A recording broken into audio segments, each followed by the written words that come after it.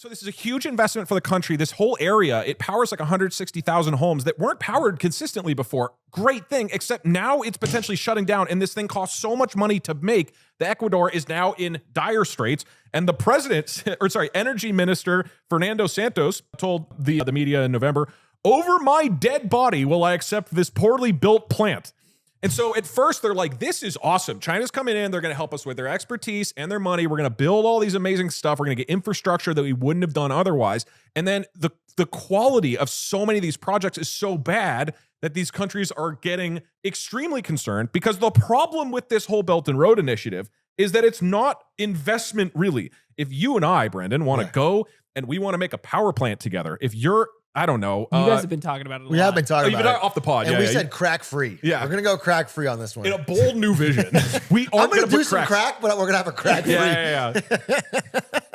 What if we had no cracks? Yeah. We could just fill it with spackle. I don't understand why it's a big deal. Yeah. Duct tape on the cracks. Duct tape on the things. What's the slap? Flex tape. Flex tape. Let's flex tape it. That's why we're having this problem in America. Has the Ecuadorian president talked about putting flex tape on it?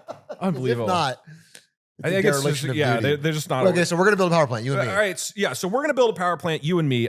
If the way, let's say you're Ecuador, the way we might do this as partners is you say, hey, Ecuador, you invest 10 billion. China will invest 10 billion. We make it together. And then if it does well and it makes money, we're both well off, right? And it pays back our loans and we benefit in totality, right? Sure. That is normally how investment works. That's not what's going on with Belt and Road. What China's doing is loaning the money. So I'm saying, hey, Ecuador, you historically don't have the funds for this. You don't have the tax revenue for this. I'm going to lend you billions of dollars. And then I want you to pay me and my contractors to build your power plant. And then you have to pay it all back at the end. It's just a loan. But if you don't pay it back, then I get control of the power plant. Yeah. That is how these are structured.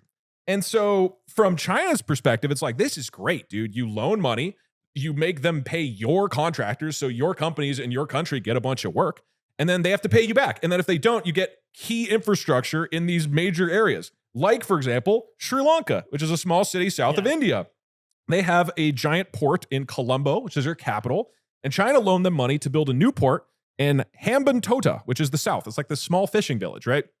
And so China helps them build it, and nobody's really using it. And so instead of it being a co-built thing that they're doing together, like Sri Lanka is basically like, we can't pay you back for this stuff.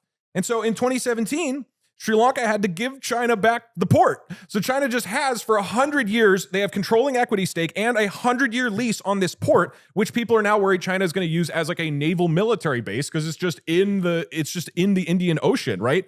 And on the day that China got control, the China official news agency tweeted another milestone along the path of Belt and Road.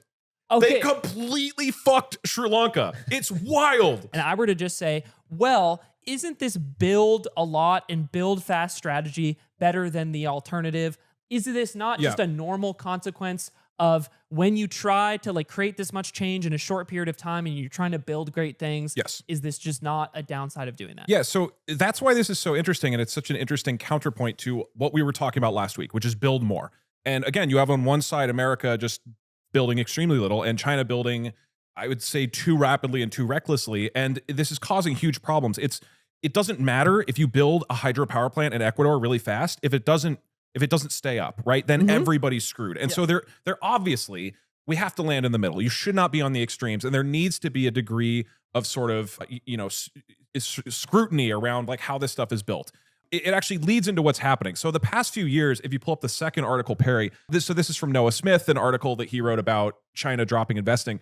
Basically, at around 2020, a few years before, their investments into new Belt and Road initiatives have plummeted. So China, in response to all of these projects failing, right, of these high profile cases where it's like, hey, we helped Ecuador build a power plant, we helped Uganda do this, and those things failing, and the government's basically being like, China, you have fucked us. They're now dropping investment dramatically. And they're saying, essentially, they're putting the brakes on the expansion plans and saying, we're going to become more focused on the viability of our existing projects. So this is a story from Bloomberg where they talk about how there is a train. And actually, if you scroll to the top here, so this is in Kenya.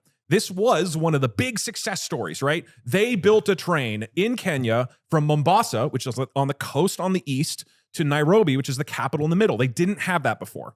So this was one of the first big projects. It was lauded by the president, who is saying this is one of our big infrastructure. This is a huge deal for Kenya. This is massive. And they've estimated the amount of GDP and economic activity and stimulus this has done. So now if you scroll down, recently, China said, we're not funding anymore. So they had, if you look at the map, they had made this train track. Walk the last bit. Yeah. Well, no, the last bit is half of Kenya. I was like looking at the graph and I was like, damn, that's a long walk. Yeah, no, that's a long way. So this black line, they did successfully go from Mombasa to Nairobi, and China had said, we're going to help you fund all the way to Uganda, and they were going to connect Kenya and Uganda. So there's this East African infrastructure and transit route that would really, really help these countries. Great stuff. And they've built 75 miles out of Nairobi, and then China just said, nope, we're done. They were supposed to give them like $4 billion more to do this and just backed out. So China's the one pulling the plug. China is the one who is, in response to the projects being received so badly or having so many issues, or at least that's, or seemingly not getting paid back. A lot of them just didn't get paid back. And not being paid back, right? Which is like it's a bad investment. Right. They don't want, like, the Sri Lankan port, that's a strategic port for them to have.